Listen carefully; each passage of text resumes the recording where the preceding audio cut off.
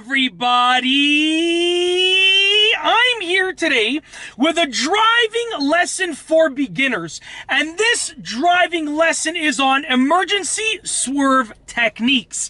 Now, hopefully you will never get put in a situation where you will have to do an emergency swerve. But unfortunately, the unfortunate reality is that you probably will have to do emergency swerves many times throughout your driving career, so it's important to know how to do them effectively and safely.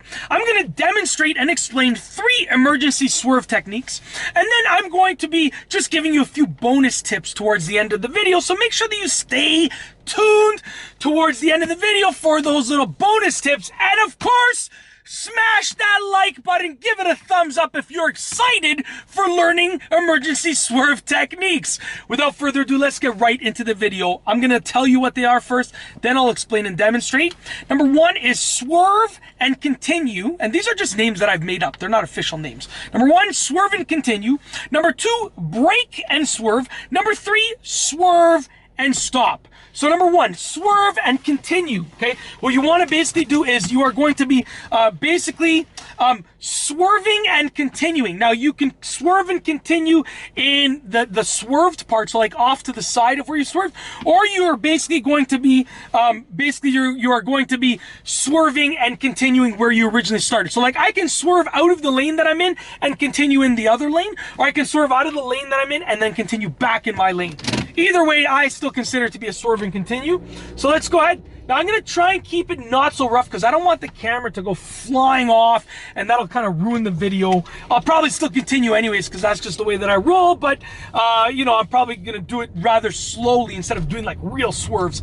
It's also a residential area. I don't want to alarm anybody. So if I'm doing a swerve and continue and I'm driving right here, what I would do is I could swerve and continue down, let's say this other part of the road that I got to.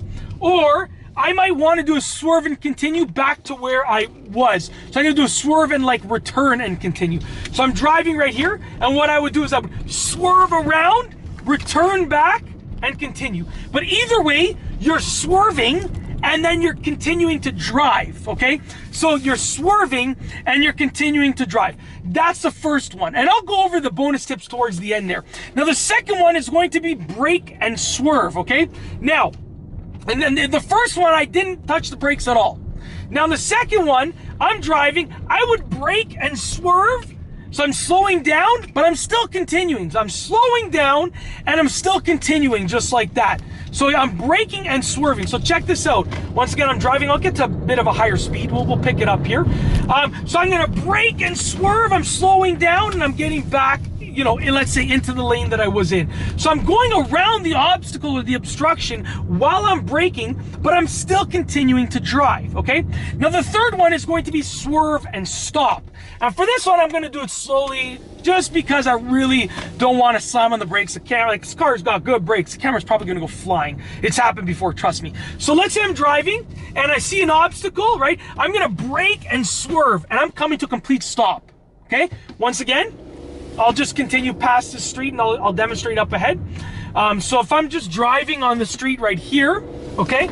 So I'm just driving like this, and then I see an obstacle, I'm braking and swerving, but I'm coming to a complete stop, like that. Now, obviously, when you actually do that, which hopefully you'll never have to, when you actually do that, you're going to be, you know, slamming your brakes. I was doing it lightly just for the demonstration, but you're going to be slamming your brakes.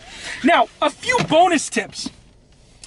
Do not ever swerve when the roads are slippery. I'm just gonna move forward. There's actually a guy here with like a bonfire, and he's just staring at me, wondering like why I'm talking his direction over there, and he's just wondering like why it looks like I'm talking to him. I guess screaming at him the way that I speak, but I'm not. So I'm gonna move over here. So do not swerve when the roads are slippery, okay?